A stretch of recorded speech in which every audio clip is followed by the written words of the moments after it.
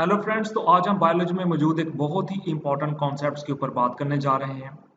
अगर हम ऑर्गेनिजम्स की फिजियोलॉजी के साथ जुड़े एक बहुत ही इंपॉर्टेंट कॉन्सेप्ट यानी ऑस्मो रेगुलेशन को समझना चाहते हैं, तो हमें इसके लिए सबसे पहले ये जो कॉन्सेप्ट है osmosis, reverse osmosis, osmotic pressure, इनको समझना है। देखिए, ऑस्मो रेगुलेशन एक बहुत ही इंपॉर्टेंट कॉन्सेप्ट है। जब हम ऑर्गेनिजम्स के अंदर होम्योस्टेसिस पढ़ते हैं, तो होम्योस्टेसिस का एक जो मैकेनिज्म है ऑस्मो रेगुलेशन, उसको समझने के लिए हमें इन कॉन्सेप्ट की ज़रूरत है। ऑस्मो रेगुलेशन क्या है? ऑस्मो रेगुलेशन से मुराद है कि ऑर्गेनिजम्स अपने टिश्यूज में, अपनी बॉडी में वाटर और साल्ट का एक खास जो है वो तनासब रखते हैं, एक खास खास उनका लेवल रखते हैं। उस लेवल को वो डिस्टर्ब नहीं होने देना चाहते। तो ये जो पानी और साल्ट का जो बैलेंस है अपनी उनकी बॉडी में रखना, ये ऑस्मो रेगुलेशन कहलाता है। तो ऑस्मो रेगुलेशन को समझने के लिए हमें ऑस्मोसिस को समझना है, रिवर्स ऑस्मोसिस को समझना है, ऑस्मोटिक प्रेशर को समझना है। तो आज इस लेक्चर में मैं कोशिश करूंगा कि इनको जो है वो इजीएस्ट वे में एक्सप्लेन कर सकूं।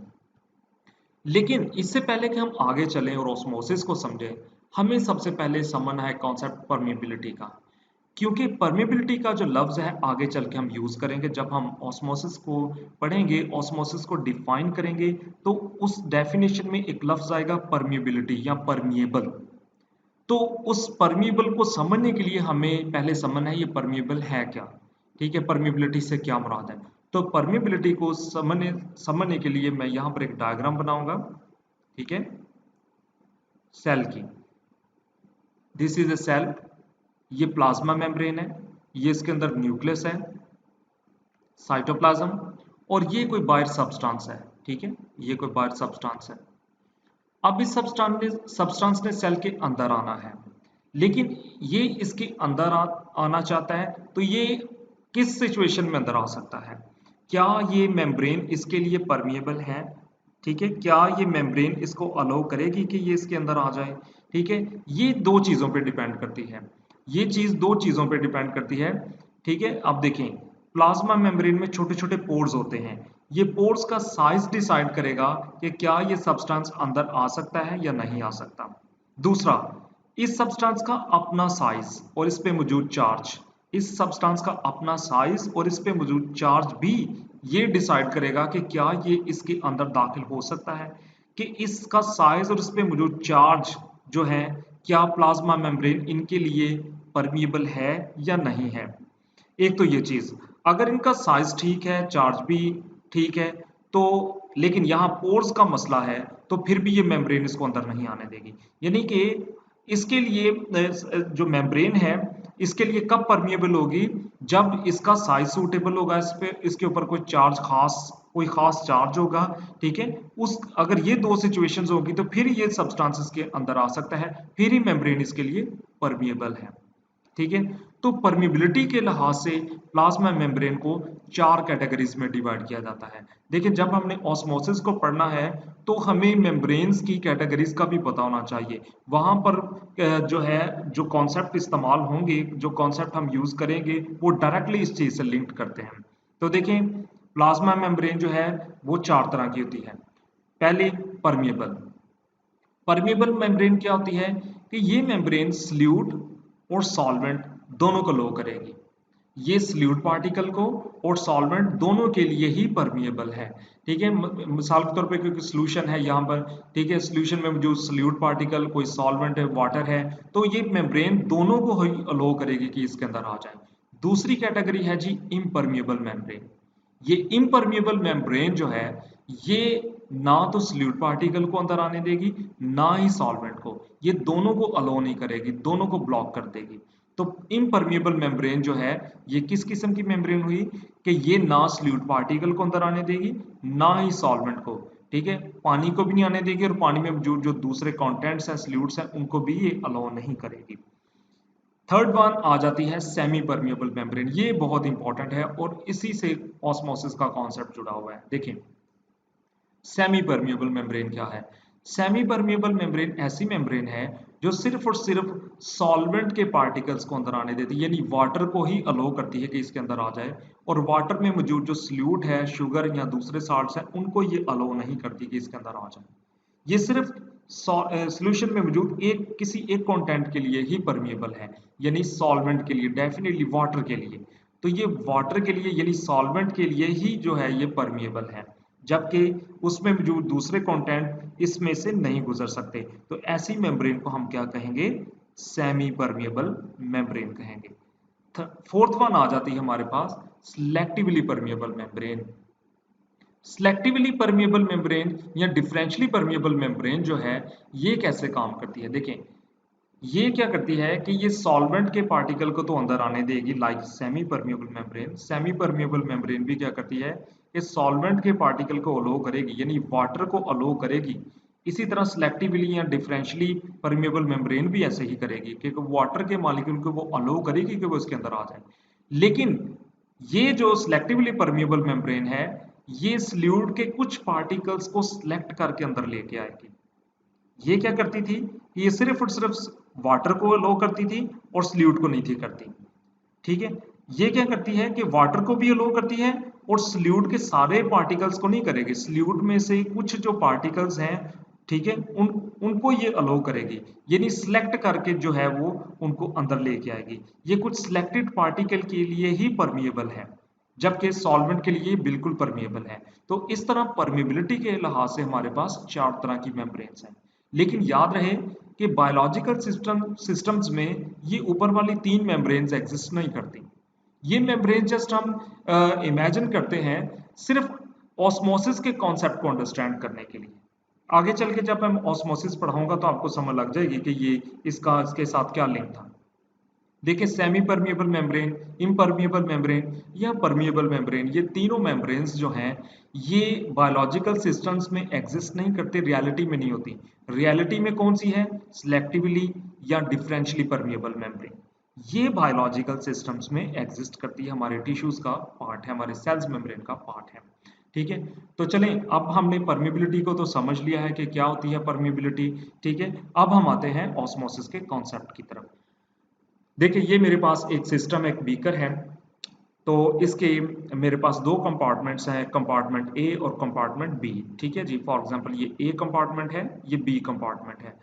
अब जरा ध्यान से देखें या लिख लेते हैं, ये है ए कंपार्टमेंट, ठीक है, और ये है बी कंपार्टमेंट। ठीक है, ये हो गया बी कंपार्टमेंट।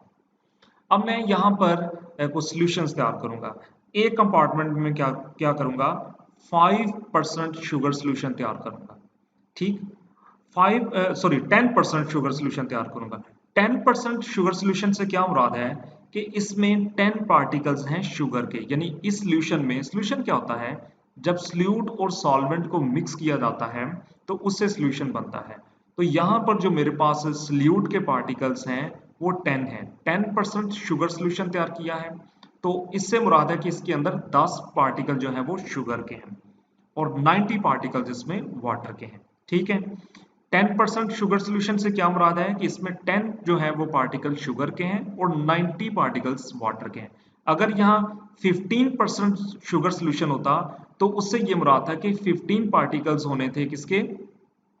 15 पार्टिकल्स होने थे शुगर के और जो है वो 85 जो होने थे वो किसके? वाटर के। ठीक है, अब दूसरे कंपार्टमेंट में देखें, प्योर वाटर है। प्योर वाटर से क्या मुराद है? प्योर वाटर से मुराद है कि इसमें 100% वाटर के मॉलिक्यूल्स हैं, कोई भी सल्यूट पार्टिकल इसमें मौजूद नहीं है। तो देखिए, हमने ये चीज तैयार कर ली। अब हम ऑस्मोसिस के कॉन्सेप्ट को समझेंगे। अब इन दोनों के बीच में, कंपार्टमेंट ए और बी के बीच में एक मेम्ब्रेन लगा दी गई है, सेमी परमिएबल मेम्ब्रेन। ठीक है, ये बहुत इंपॉर्टेंट है। इन दोनों के बीच में हमने एक सेमी परमिएबल मेम्ब्रेन लगाई है। अब हम देखेंगे कि ऑस्मोसिस क्या है। देखें, पानी जो होता है इसका ये बिहेवियर है, इसकी ये नेचर है कि ये हमेशा उस तरफ हरकत करता है जहां पर इसकी मिकदार कम है। तो यहां पर आप देखें, वाटर के कितने पार्टिकल्स हैं? 90। यहां पर कितने हैं? 100। तो ये पानी किस तरफ मूव करेगा? डेफिनेटली पानी जो है ये बी से ए की तरफ आएगा, और यही जो इसकी मूवमेंट है ये ऑस्मोसिस कहलाती है। पानी की जो हरकत है हायर कंसंट्रेशन से लोअर कंसंट्रेशन की तरफ थ्रू सेमी परमिएबल मेम्ब्रेन, यही है ऑस्मोसिस। ठीक है, तो देखिए यहाँ पर ये इसको अपने अच्छे तरीके से समझना है। अब इस कॉन्सेप्ट को और बेहतर तरीके से हम समझ लेते हैं ताकि ये मजीद हमें जो है वो और जो है इसकी कॉन्सेप्चुअल क्लियरिटी हो जाए। तो देखें ये है जी हमारे पास दो सोल्यूशन, 5% शुगर सोल्यूशन और 10% शुगर सोल्यूशन। तो यहाँ पर 5% शुगर सोल्यूशन से क्या मुराद है कि इसमें 5 जो है वो सल्यूट के पार्टिकल्स हैं और 95 जो है इसमें वाटर के पार्टिकल्स यानी मॉलिक्यूल्स हैं। ठीक है, 5 सल्यूट के पार्टिकल्स हैं, ये सल्यूट यहाँ पर क्या है, शुगर है। ठीक है, 5% शुगर यानी 5 सल्यूट के पार्टिकल्स। ठीक है जी, और 95 जो है यहाँ पर वाटर के मॉलिक्यूल्स हैं। यहाँ पर क्या है, यहाँ पर 10 सल्यूट के पार्टिकल्स हैं और 90 जो है वो वाटर के मॉलिक्यूल्स हैं। तो 10% शुगर से क्या मुराद है कि यहाँ पर 10 पार्टिकल्स जो हैं यानी 10 जो सल्यूट के पार्टिकल्स हैं वो हैं जी शुगर।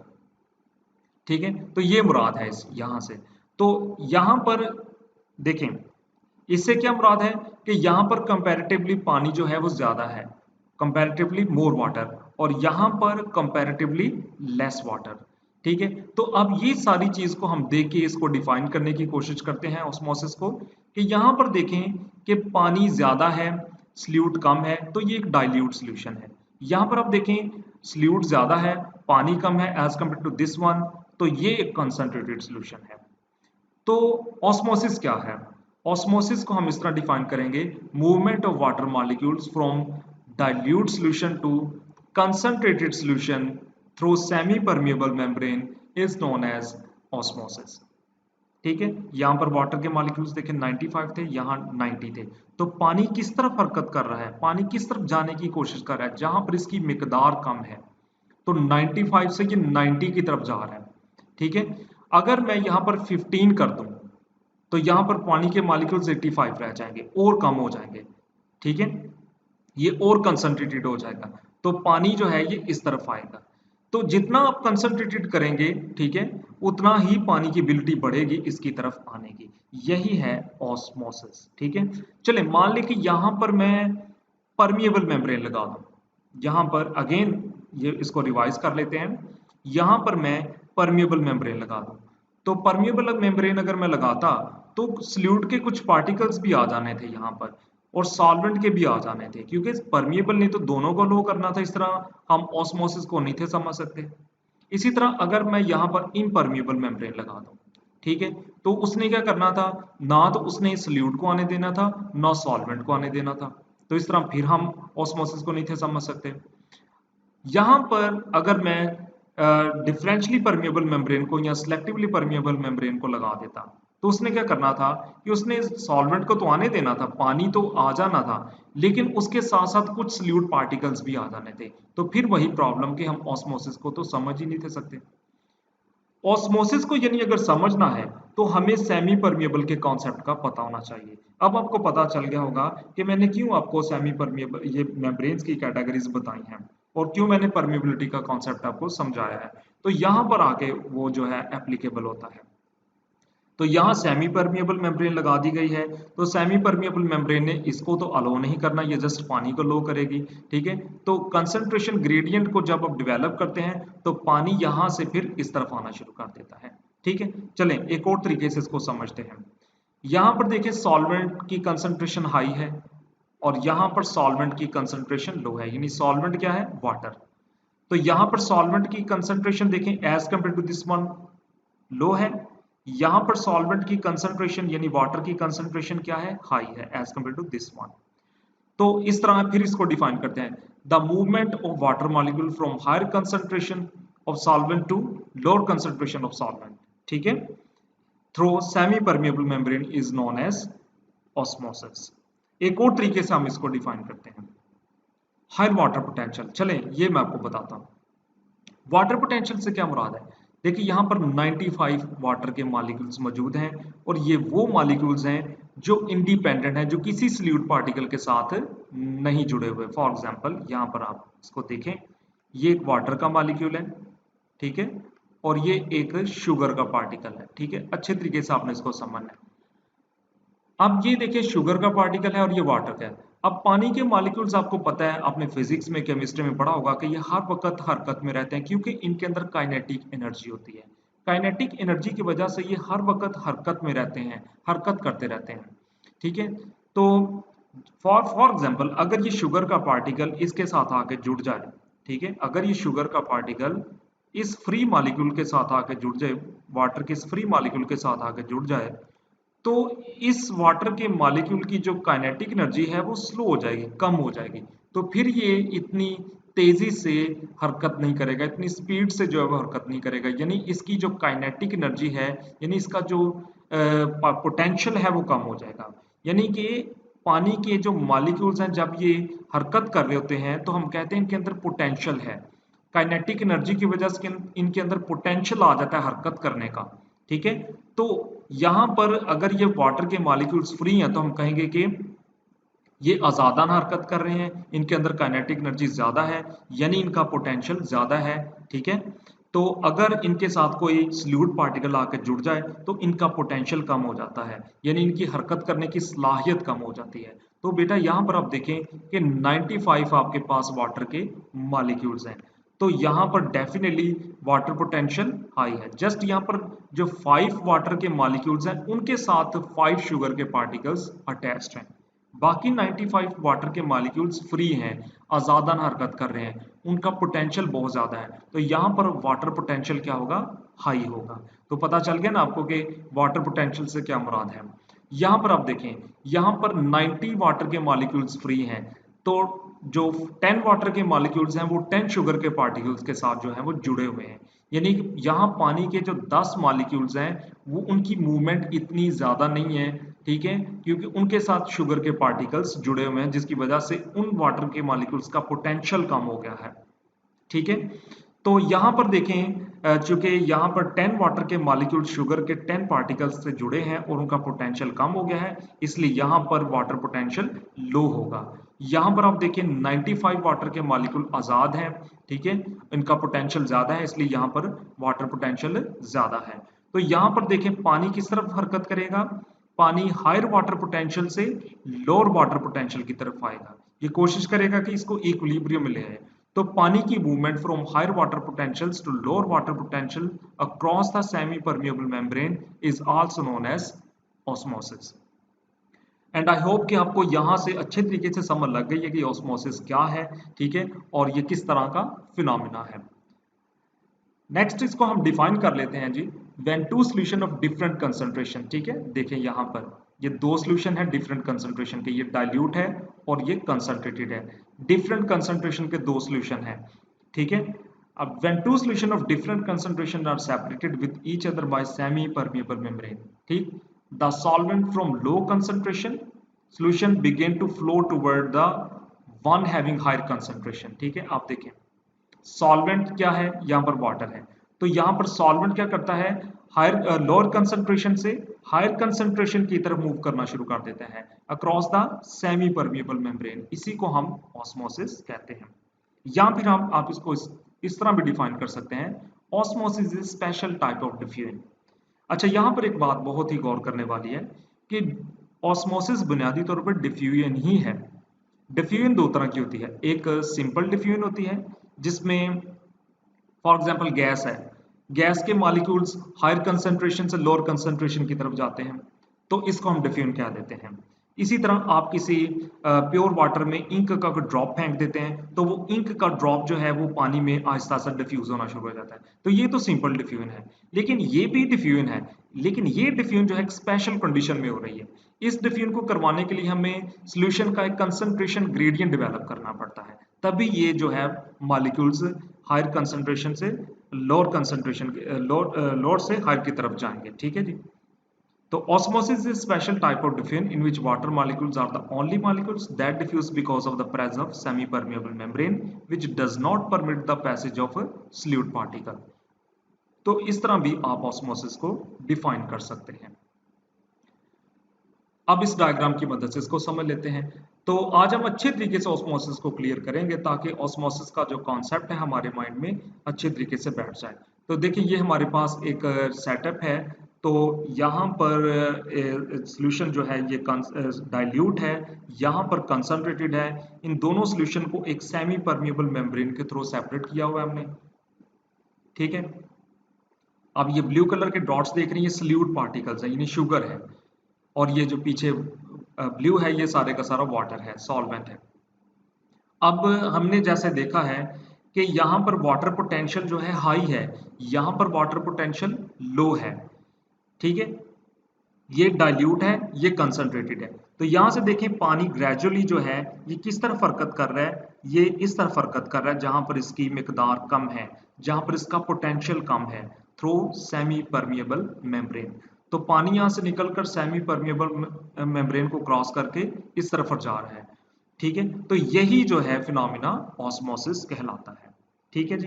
तो जब ये पानी इस तरफ जाएगा तो इसका लेवल नीचे आता जाएगा और इसका बढ़ता जाएगा, ठीक है जी। अब हम एक और बहुत ही इंपॉर्टेंट कॉन्सेप्ट को समझते हैं, ऑस्मोटिक प्रेशर को।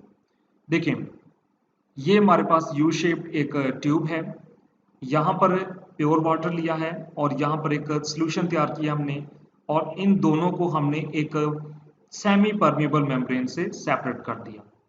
अब डेफिनेटली आपको ये पता है कि यहाँ ऑस्मोसिस होगी, यहाँ से पानी निकल कर, ठीक है, क्योंकि यहाँ पानी का पोटेंशियल ज़्यादा है, तो यहाँ पानी हायर पोटेंशियल से लोअर पोटेंशियल की तरफ जा रहा है, यानी कि लोअर सल्यूट कंसंट्रेशन से हायर सल्यूट कंसंट्रेशन की तरफ जा रहा है, ठीक है। यहाँ चूँकि प्योर है तो यहाँ से ये पानी निकल कर इस तरफ जा रहा है, तो पानी इस तरफ हरकत करेगा, यही ऑस्मोसिस है। तो जब पानी इस तरह कंटिन्यू रहेगा इस तरफ आना, तो इसका लेवल नीचे आ जाएगा और इसका लेवल बढ़ जाएगा। आप देख सकते हैं कि पानी जो है ग्रेजुअली इस तरफ आ रहा है सेमी परमिएबल मेम्ब्रेन को क्रॉस करके, तो ये इसका लेवल कम हो गया, इसका बढ़ गया, ठीक है। ये ऑस्मोसिस हो रही है। अगर आप चाहते हैं कि इस प्रोसेस को स्टॉप कर दें, ऑस्मोसिस को स्टॉप कर दें, ये पानी इधर से इधर आना बंद हो जाए, क्योंकि ये तो कुदरती तौर पे आ रहा है ना, तो आप चाहते हैं कि आप इसको स्टॉप कर दें, ये ऑस्मोसिस रुक जाए, तो आप क्या करेंगे कि आप यहाँ पर एक प्रेशर अप्लाई करेंगे। हम यहाँ पर एक प्रेशर अप्लाई करेंगे, ये प्रेशर इतना होगा, देखें यहाँ पर हम देखेंगे कि पानी के मॉलिक्यूल कितने प्रेशर के साथ आ रहे हैं इसके अंदर, हम वो प्रेशर देखेंगे। बिल्कुल इसके इक्वल एक प्रेशर यहाँ लगाया जाएगा। जो प्रेशर हम यहाँ लगा रहे हैं, जिस प्रेशर से ये पानी इस तरफ आ रहा है, ठीक है, वही प्रेशर हम यहाँ अप्लाई करेंगे इसके इक्वल, तो ये ऑस्मोसिस का प्रोसेस जो है वो रुक जाएगा। यानी कि ये वो प्रोसेस है, सॉरी ये वो प्रेशर है जो ऑस्मोसिस के फिनोमिना को, ऑस्मोसिस के प्रोसेस को रोकने के लिए लगाया जाता है। ये प्रेशर कहलाता है ऑस्मोटिक प्रेशर। ये कौन सा प्रेशर है? ये वो प्रेशर है जो हम ऑस्मोसिस के प्रोसेस को स्टॉप करने के लिए लगा रहे हैं, तो ये प्रेशर कहलाता है ऑस्मोटिक प्रेशर, क्योंकि ये प्रेशर हम इसके इक्वल लगा रहे हैं, ठीक है जी। अच्छा आगे चलते हैं, इसको मजीद क्लियर करते हैं। देखें अब हम रिवर्स ऑस्मोसिस को समझेंगे। यहाँ पर ये सिंपल ऑस्मोसिस हो रही है, ठीक है, कि पानी जो है वो यहाँ हायर वाटर पोटेंशियल से लोअर वाटर पोटेंशियल की तरफ आ रहा है, ठीक है। ये तो हमने देख लिया, तो ऑस्मोसिस है। अगर आप चाहते हैं कि इसको रिवर्स कर दें, ठीक है, मिसाल के तौर पर यहाँ पर आप देखें, आपने यहाँ पर प्रेशर लगाया, ये ऑस्मोसिस का प्रोसेस रुक गया, ठीक है। अब कोई भी पानी का मॉलिक्यूल यहाँ से इधर नहीं आ रहा, क्योंकि आपने इसके ऊपर एक प्रेशर लगा दिया। क्या होगा कि अगर आप इस प्रेशर को बढ़ा दें, अगर हम इस प्रेशर को बढ़ा दें तो क्या होगा कि यहाँ पर जो वाटर के मॉलिक्यूल्स हैं इस सॉल्यूशन में, इस कंसंट्रेटेड सॉल्यूशन से वाटर के मॉलिक्यूल जो हैं वो निकलकर इस तरफ आना शुरू हो जाएंगे, यानी कि लोअर वाटर पोटेंशियल से पानी हायर वाटर पोटेंशियल की तरफ आना शुरू हो जाएगा, just because of this pressure. आपने इसके ऊपर इतना एक्सटर्नल प्रेशर अप्लाई कर दिया है, ठीक है, कि अब सिर्फ ऑस्मोसिस रुकी नहीं है, पहले तो आपने इतना प्रेशर अप्लाई किया था कि जिससे सिर्फ और सिर्फ ऑस्मोसिस का प्रोसेस रुक जाए जस्ट, लेकिन अब आपने इस प्रेशर को बढ़ा दिया है। उस प्रेशर को बढ़ाने की वजह से इस सॉल्यूशन में जो जितने भी वाटर के मॉलिक्यूल्स थे वो अगेन अपने हायर वाटर पोटेंशियल की तरफ मूव कर रहे हैं। This is known as reverse osmosis. अब ये रिवर्स ऑस्मोसिस का जो एप्लीकेशन है ये कहाँ करते हैं? वाटर फिल्ट्रेशन प्लांट्स में।